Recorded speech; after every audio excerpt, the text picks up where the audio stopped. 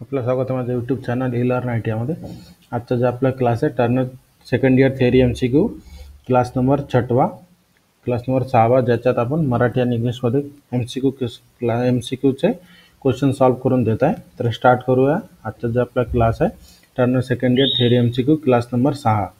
पहिल्या प्रश्नामध्ये काय म्हटलेलं आहे, what is the standard diameter of tool makers button.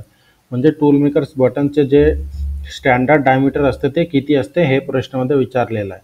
तर याच्यासाठी पहिला ऑप्शन आहे 2 mm, 4 mm, 6 mm, 8 mm, 10 mm आणि 12 mm। दुसरा ऑप्शन आहे 14 mm, 16 mm आणि 18 mm। तिसरा ऑप्शन आहे 20 mm, 22 mm आणि 24 mm आणि चौथा ऑप्शन आहे ऑल ऑफ द अबव म्हणजे वरीलपैकी सर्व। तर प्रश्नामध्ये काय विचारलेलं आहे, टूल मेकर्स बटनाचे प्रमाणित डायमीटर कोणते आहेत, म्हणजे स्टँडर्ड डायमीटर कोणते आहे टूल मेकर बटनाचे। जे आपण प्रॅक्टिकलसाठी टूल मेकर बटनाचा वापर केला जाते तर त्याचे स्टँडर्ड डायमीटर कोणते आहे। तर याचे उत्तर आहे ऑप्शन नंबर बी 14 mm, 16 mm आणि 18 mm। Next question, what is the name of the device show in the image. आता डायग्राममध्ये एक साधनाचा डायग्राम दाखवलेला म्हणजे एक डिव्हाइस दाखवलेला आहे या डायग्राममध्ये। तर हा कोणता डिव्हाइस, याला काय म्हटलं जाते हे आपल्याला ओळखायची आहे। तर याच्यासाठी पहिला ऑप्शन आहे रिंग गेज, दुसरा ऑप्शन आहे पिक्चर, तिसरा ऑप्शन आहे ड्रिल गेज आणि चौथा ऑप्शन आहे टूल मेकर्स बटन। तर प्रश्नामध्ये जे विचारलेलं आहे, चित्रात दर्शवलेल्या साधनाचे नाव काय आहे, म्हणजे ह्या डायग्राममध्ये जे साधन दाखवलेलं आहे याचं नाव काय आहे। तर याचं उत्तर आहे option number D tool maker button. Next question, which thread is more suitable to hold the tool maker button in position. म्हणजे प्रश्नामध्ये काय म्हटलेलं आहे, टूल मेकर बटन योग्यरित्या सेट करण्यासाठी कोणती थ्रेड उपयोगी असते। तर याच्यासाठी पहिला ऑप्शन आहे 4BA थ्रेड, दुसरा ऑप्शन आहे 5BA थ्रेड, तिसरा ऑप्शन आहे 6BA थ्रेड आणि चौथा ऑप्शन आहे 7BA थ्रेड। तर प्रश्नामध्ये जे विचारलेलं आहे, टूल मेकर्स बटन योग्यरित्या सेट करण्यासाठी कोणती थ्रेड योग्य असते। जसं टूल मेकर बटन आहे हे बोरिंगसाठी जास्त वापर केला जाते, तर जॉब बार हे थ्रेडिंगच्या सहाय्याने क्लॅम्प केला जाते। तर त्याच्यात कोणते थ्रेड योग्य असते टूल मेकर बटनावर हेच प्रश्नामध्ये विचारलेलं आहे। तर याचं उत्तर आहे option number A 4BA thread. Next question, which material is use to make the tool makers button. Tool maker button तयार करण्यासाठी कोणते मटेरियल वापरले जाते। जसं कोणते कटिंग टूल्स वगैरे आपण बनवतो तर एक प्रॉपर एक स्टँडर्ड मटेरियल असते, तर त्याचप्रमाणे टूल मेकर बटन बनवण्यासाठी कोणत्या मटेरियलचा वापर केला जाते हेच प्रश्नामध्ये विचारलेलं आहे। तर याच्यासाठी पहिला ऑप्शन आहे हार्डन्ड स्टील, दुसरा ऑप्शन आहे टूल मेकर टूल स्टील, तिसरा ऑप्शन आहे कास्ट स्टील आणि चौथा ऑप्शन आहे स्टेनलेस स्टील। तर प्रश्नामध्ये जे विचारलेलं आहे, टूल मेकर बटन तयार करण्यासाठी कोणते मटेरियल वापरतात, तर याचे उत्तर आहे option number A hardened steel. Next question, what is the name of the part mark X in the telescopic gauge. आता या प्रश्नामध्ये एक डायग्राम दाखवलेला आहे, टेलिस्कोपिक गेजचा डायग्राम आहे। याच्यामध्ये जे एक्सच्या स्वरूपाने जे पार्ट्स दाखवलेले आहे या पार्टचं नाव आपल्याला ओळखायची आहे। तर याच्यासाठी पहिला ऑप्शन आहे मेजरिंग फेस, दुसरा ऑप्शन आहे फिक्स्ड लेग, तिसरा ऑप्शन आहे टेलिस्कोपिक लेग आणि चौथा ऑप्शन आहे प्लंजर लॉक। तर प्रश्नामध्ये जे विचारलेलं आहे, दाखवलेला डायग्राम हा टेलिस्कोपिक गेजचा डायग्राम आहे आणि टेलिस्कोपिक गेजच्या डायग्राममध्ये एक्सच्या स्वरूपाने जे पार्ट दाखवलेले आहे पार्टचं नाव काय आहे। तर याचं उत्तर आहे option number C telescopic leg. Next question, हा एक फिक्स लेग असते आणि एक दुसरा टेलिस्कोपिक लेग असते, याच्या सहाय्याने कोणत्याही जॉबचा डायमीटर मोजला जाते। जे हा याला इनडायरेक्ट मेजरिंग इन्स्ट्रुमेंट पण म्हटलं जाते, कारण याच्या सहाय्याने माप घेतल्यानंतर याच्यावर डायरेक्टली माप शो होत नाही, याच्यावरचं घेतलेलं माप याच्यानंतर माप घेतल्यानंतर आउटसाइड मायक्रोमीटर सहाय्याने चेक केला जातं। Next question, what is the name of the part mark X in the telescopic gauge. आता टेलिस्कोपिक गेजचा जे डायग्राम दाखवलेला आहे याच्यामध्ये ज्या एक्सच्या स्वरूपाने ज्या पार्टला दाखवलेलं आहे या पार्टच्या नाव ओळखायची आहे। तर याच्यासाठी पहिला ऑप्शन आहे फिक्स लेग, दुसरा प्लंजर लॉक, तिसरा टेलिस्कोपिक लेग आणि चौथा ऑप्शन आहे मेजरिंग फेस। तर प्रश्नामध्ये जे विचारलेलं आहे, दाखवलेल्या टेलिस्कोपिक गेजच्या डायग्राममध्ये एक्सच्या स्वरूपानं दाखवलेल्या पार्टचं नाव काय आहे, तर याचं उत्तर आहे option number a fix leg. Next question, what is the name of the part mark X in the telescopic gauge. आता टेलिस्कोपिक गेजमध्ये एकच्या स्वरूपाने ज्या पार्ट दाखवलेला आहे पार्टचं नाव काय हेच आपल्याला ओळखायची आहे. तर याच्यासाठी पहिला ऑप्शन आहे फिक्स लेग, दुसरा प्लंजर लॉक, तिसरा टेलिस्कोपिक लेग आणि चौथा मेजरिंग फेस. तर प्रश्नामध्ये जे विचारलेलं आहे टेलिस्कोपिक गेजवर जे एकच्या स्वरूपाने ज्या पार्ट दाखवलेला आहे पार्टचं नाव काय आहे, तर याचं उत्तर आहे option number B plunger lock. Next question, what is the maximum size of bore that can be check with the telescopic gauge. Telescopic गेजच्या सहाय्याने तपासता येणाऱ्या बोरचा कमाल डायमीटर कोणता, म्हणजे टेलिस्कोपिक गेजच्या सहाय्याने सगळ्यात मोठ्यात मोठा किती मिलीमीटरचे डायमीटर आपण चेक करू शकतो हेच प्रश्नामध्ये विचारलेलं आहे. तर याच्यासाठी पहिला ऑप्शन आहे 152.4 मिलीमीटर, दुसरा ऑप्शन आहे 88.9 मिलीमीटर, तिसरा ऑप्शन आहे 53.9 मिलीमीटर आणि चौथा ऑप्शन आहे 31.7 मिलीमीटर. तर प्रश्नामध्ये काय विचारलेलं आहे टेलिस्कोपिक गेज जे असते त्याच्या सहाय्याने आपण सगळ्यात मोठ्या किती मिलीमीटरचे डायमीटर आपण चेक करू शकतो, म्हणजे मोजता येते त्या टेलिस्कोपिक गेजच्या सहाय्याने. तर याचं उत्तर आहे ऑप्शन नंबर ए 152.4 मिलीमीटर आतमधला डायमीटर. म्हणजे टेलिस्कोपिक गेजचा कार्य काय असते कोणत्याही बोरच्या म्हणजे इंटरनल डायमीटर चेक करण्यासाठी टेलिस्कोपिक गेजचा वापर केला जाते. Next question, what is the minimum size of bore that can be check with the telescopic gauge. म्हणजे याच्या आधीच्या प्रश्नामध्ये काय विचारलेलं होतं टेलिस्कोपिक गेजच्या सहाय्याने सगळ्यात जास्तीत जास्त डायमीटर आपण किती मिलीमीटरचा चेक करू शकतो, आणि या प्रश्नामध्ये विचारलेलं आहे टेलिस्कोपिक गेजच्या सहाय्याने आपण सगळ्यात लहान म्हणजे कमीत कमी किती मीटरचं डायमीटर आपण चेक करू शकतो हेच प्रश्नामध्ये विचारलेलं आहे. तर याच्यासाठी पहिला ऑप्शन आहे 12.7 मिलीमीटर, दुसरा ऑप्शन आहे 13.7 मिलीमीटर, तिसरा ऑप्शन आहे 19 मिलीमीटर आणि चौथा ऑप्शन आहे 21.7 मिलीमीटर. तर प्रश्नामध्ये जे विचारलेलं आहे टेलिस्कोपिक गेजच्या सहाय्याने तपासता येणाऱ्या बोरचा किमान डायमीटर किती आहे, तर याचे उत्तर आहे option number A 12.7 millimetre. Next question, what is the name of the instrument show. आता डायग्राममध्ये एक मेजरिंग इन्स्ट्रुमेंटचा डायग्राम दाखवलेला आहे तुम्हाला, तर या डायग्रामचं नाव काय हे आपल्याला ओळखायची, म्हणजे याला कोणता मेजरिंग इन्स्ट्रुमेंट म्हटलं जाते हे आपल्याला ओळखायची आहे. तर याच्यासाठी पहिला ऑप्शन आहे प्लग गेज, दुसरा ऑप्शन आहे बोर डायल गेज, तिसरा ऑप्शन आहे टेलिस्कोपिक गेज आणि चौथा ऑप्शन आहे डेप्थ गेज. तर प्रश्नामध्ये जे विचारलेलं आहे दाखवलेलं मेजरिंग इन्स्ट्रुमेंटचा जे डायग्राम आहे या डायग्राममध्ये जे मेजरिंग इन्स्ट्रुमेंट आहे याचं नाव काय आहे हेच आपल्याला ओळखायचं होता. तर याचं उत्तर आहे option number C telescopic gauge. Next question, what is the shape of telescopic gauge. म्हणजे टेलिस्कोपिक गेजचा आकार कसा असतो हेच प्रश्नामध्ये विचारलेला आहे. तर याच्यासाठी पहिला ऑप्शन आहे सी आकार, म्हणजे सी आकाराचा असते, दुसरा यू आकाराचा असते, तिसरा टी आकाराचा असते किंवा चौथा एस आकाराचा असते. त्या प्रश्नामध्ये जे विचारलेलं आहे टेलिस्कोपिक गेजचा आकार कसा असतो, जसा याच्या आधी आपण खूपदा टेलिस्कोपिक गेजच्या डायग्रामबद्दल प्रश्न दाखवलेला आहे, सॉल्व्ह करून दिलेला आहे. तर त्याच्यात आपण बघितलेलं आहे टी म्हणजे टेलिस्कोपिक गेजचा आकार कसा असतो, तर याचं उत्तर आहे option number C T shape, म्हणजे टी कॅपिटल टी आकाराचा टेलिस्कोपिक गेज असतो आणि टेलिस्कोपिक गेजचं सुरुवातीचे नाव पण टी वरूनच स्टार्ट होते.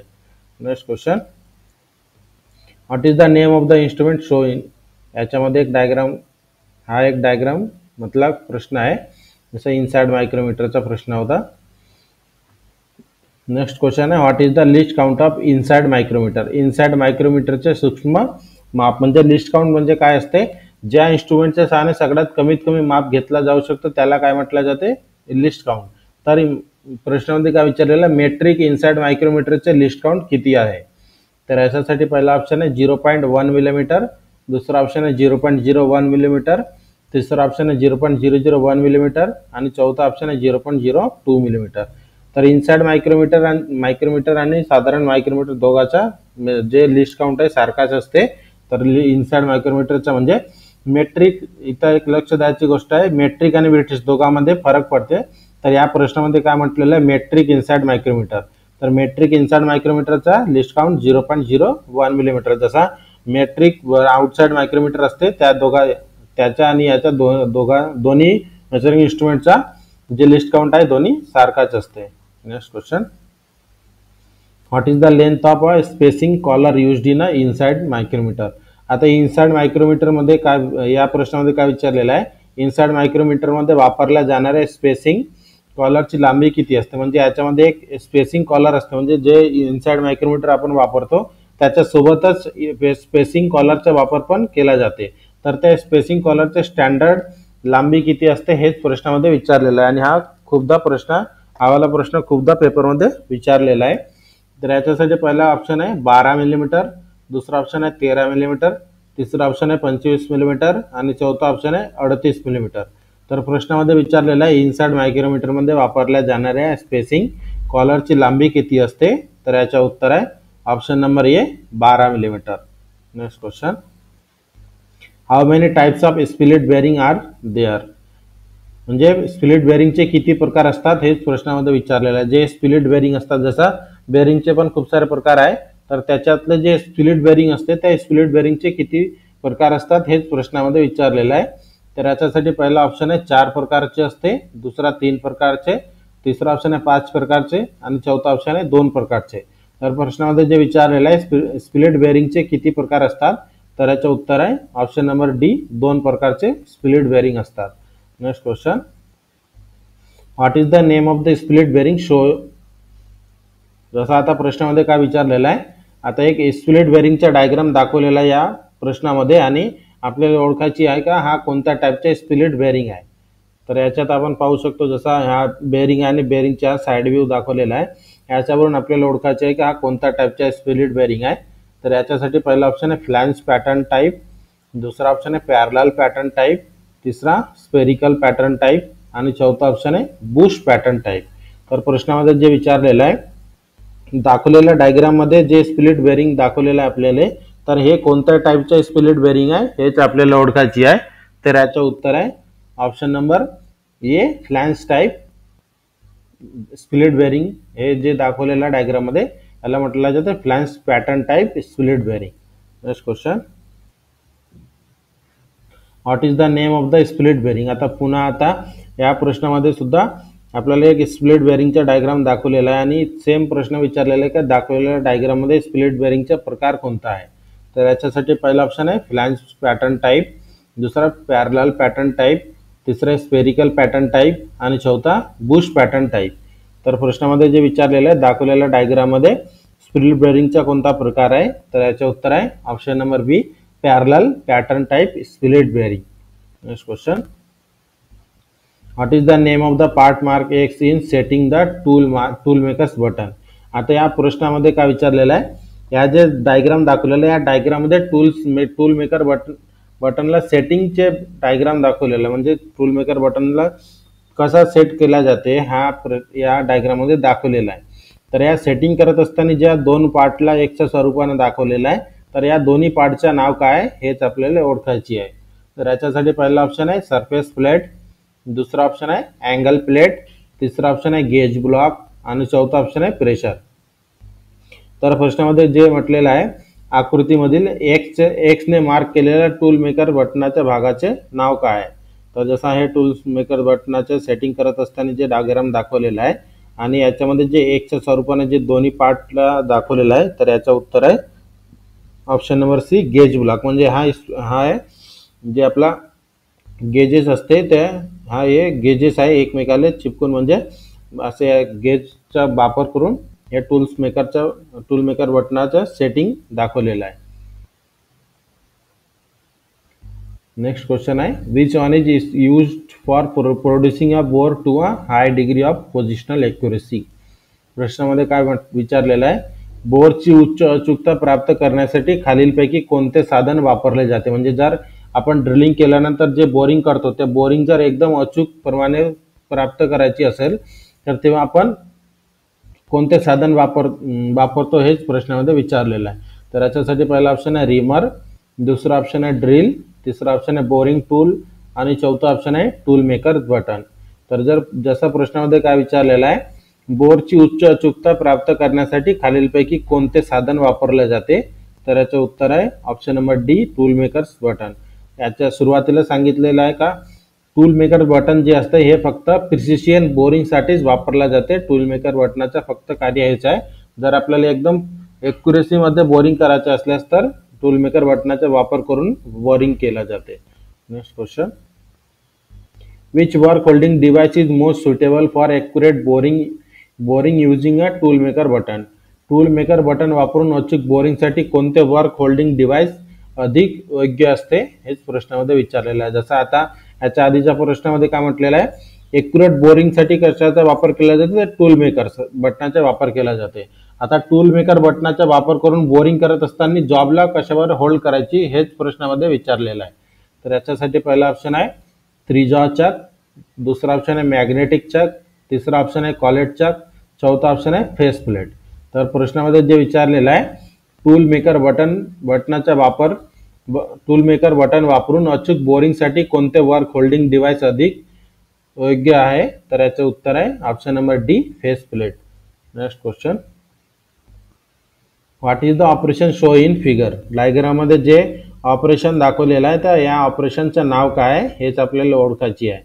जसं आपण पाहू राहिलो हे जे आपलं हाईट गेज आहे, हाईट गेजच्या सहाय्याने जे ऑपरेशन दाखवलेलं आहे तर या ऑपरेशनचं नाव काय आहे, तर याच्यासाठी पहिला ऑप्शन आहे checking the height of job म्हणजे जॉबची उंची मोजणे. दुसरा ऑप्शन आहे turning button with height gauge म्हणजे हाईट गेजच्या सहाय्याने बटन फिरवणे. तिसरा ऑप्शन आहे marking button with height gauge म्हणजे हाईट गेजच्या सहाय्याने बटन मार्क करणे. आणि चौथा ऑप्शन आहे setting button with height gauge म्हणजे हाईट गेजच्या सहाय्याने बटन सेट करणे. म्हणजे एक तर हा तिन्ही ऑप्शन आपण रीड केलं म्हणजे वाचल्यानंतर आपल्याला माहीत पडलं हे जे दाखवलेलं दोन बटनासारखं याला टूल मेकर बटन आहे. तर या टूल मेकर बटनावर हाईट गेजच्या सहाय्याने काय ऑपरेशन केला जात आहे हेच प्रश्नामध्ये विचारलेलं आहे. तर याचं उत्तर आहे option number D setting button with height gauge म्हणजे हाईट गेजच्या सहाय्याने जे आपण टूल्स मेकर बटन वापरतो तर याची सेटिंग केला जात आहे हाईट गेजच्या सहाय्याने म्हणजे दोघांची सेटिंग करणे. Next question, what is the specific use of tool maker button in a lathe operation. Lathe ऑपरेशनमध्ये टूल मेकर बटनाचा विशेष उपयोग काय आहे, जसं याच्या आधी पण प्रॉपरली सांगितलेलं आहे टूल मेकर बटनाचा उपयोग. तर याच्यासाठी पहिला ऑप्शन आहे for producing a tool to high degree accuracy म्हणजे अतिशय अचूक असलेला टूल तयार करणे. दुसरा ऑप्शन आहे for producing bore to a high degree of positional accuracy म्हणजे बोर अचूक स्थानावर तयार करणे. तिसरा ऑप्शन आहे for producing a button to a high degree of positional accuracy म्हणजे बटन अतिशय अचूक स्थानावर तयार करणे. चौथा ऑप्शन आहे for producing tool a high degree of positional accuracy म्हणजे टूल अतिशय अचूक स्थानावर तयार करणे.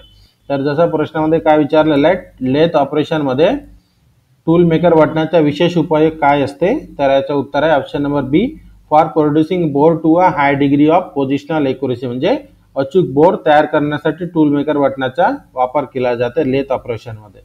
Next question, what is the use of inside micrometer. Inside मायक्रोमीटरचा उपयोग काय असते.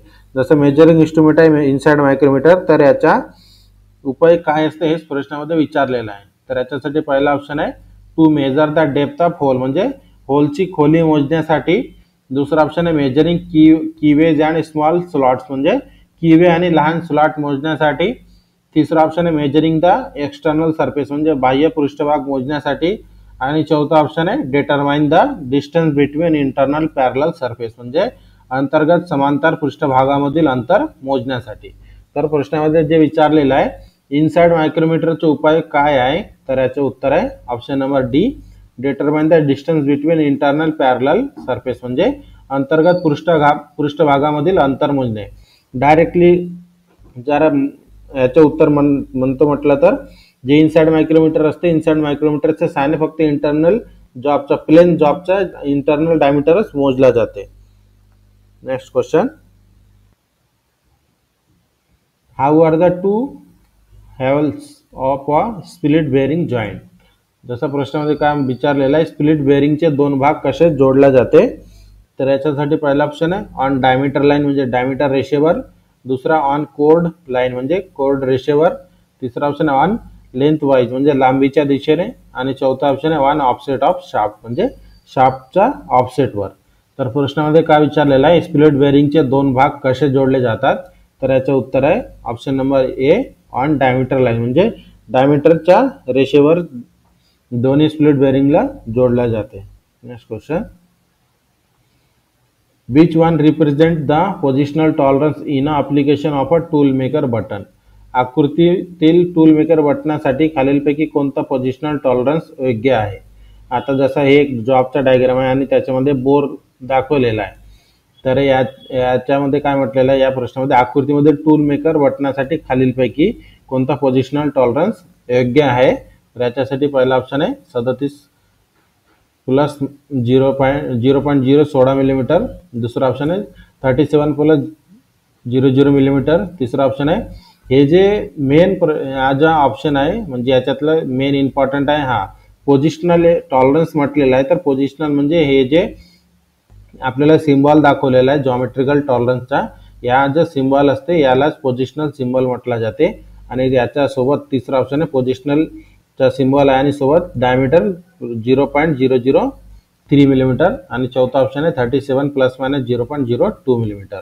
तर जे प्रश्नामध्ये विचारलेलं आहे, आकृतीमध्ये टूल मेकर बटनासाठी खालीलपैकी कोणता पोझिशनल टॉलरन्स योग्य आहे? तर याचे उत्तर आहे ऑप्शन नंबर सी. म्हणजे हे जे आपल्याला पोझिशनल टॉलरन्सचा सिम्बॉल दाखवलेला आहे हे त्याचा उत्तर आहे. Next question, what do you mean by स्टेटिंग T in a drawing? जसा या डायग्राममध्ये जे सुरुवातीचा जे सिम्बॉल आपल्याला दाखवलेला आहे, जसा एक सर्कल आहे आणि सेंटर लाईन, इथं हे जे टी आहे या ठिकाणी पण हेच सिम्बॉल आहे, एक सर्कल आहे आणि त्याला सेंटर लाईन आहे. तर याचा मिनिंग काय होते हेच आपल्याला प्रश्नामध्ये विचारलेलं आहे. तर याच्यासाठी पहिला ऑप्शन आहे अप्पर डेव्हिएशन, दुसरा कॉन्सेंट्रिसिटी, तिसरा पोझिशनल टॉलरन्स आणि चौथा ऑप्शन आहे होल टॉलरन्स. तर प्रश्नामध्ये जे विचारलेलं आहे, ज्या दाखवलेल्या डायग्राममध्ये जे सिम्बॉल दाखवलेला आहे एक सर्कल आणि सेंटर लाईन, तर याचा अर्थ काय असतो? तर याचं उत्तर आहे option number C positional tolerance. Next question, what is the main use of tool maker button for a face boring? Face बोरिंगमध्ये टूल मेकर बटनाचा मुख्य उपयोग काय आहे हेच प्रश्नामध्ये विचारलेला आहे. तर याच्यासाठी पहिला ऑप्शन आहे इझी टू यूज म्हणजे वापरण्यास सोपा, दुसरा ऑप्शन आहे अनस्किल लेबर कॅन डू म्हणजे अकुशल कामगार वापरू शकतो, तिसरा ऑप्शन आहे ट्रूइंग इज नॉट नेसेसरी म्हणजे ट्रूइंग आवश्यक नाही, आणि चौथा ऑप्शन आहे easy to set square to the axis of rotation म्हणजे फिरतीच्या ॲक्सिसला सहजपणे समकोनात सेट करता येते. तर प्रश्नामध्ये काय विचारलेलं आहे, फेस बोरिंगमध्ये टूल मेकर बटनाचा मुख्य उपयोग काय आहे? तर याचं उत्तर आहे option number D easy to set square to the axis of rotation म्हणजे ॲक्सिसला समकोनात सेट करता येते. तर आजच्या क्लासमध्ये आपला जो क्लास होता Turner second year theory MCQ, याच्यामध्ये आपण इम्पॉर्टंट 27 क्वेश्चन सॉल्व्ह करून दिलेला आहे. याच स्वरूपाने आपण पूर्ण तुमचा सिलेबस कंप्लीट करून देणार आहे. आणि जर PDF ची गरज असल्यास तर व्हिडिओच्या डिस्क्रिप्शनमध्ये व्हॉट्सअप ग्रुपचा लिंक दिलेला आहे, त्यात जॉईन होऊन मेसेज करायचं, मी PDF प्रोव्हाइड करून देईन. व्हिडिओ आवडला तर व्हिडिओला लाईक करा, शेअर करा, आणि जर मनात काही डाऊट असेल तर कमेंटसुद्धा करू शकता, आणि सबस्क्राईब नक्की करा. भेटू आपण नेक्स्ट क्लासमध्ये.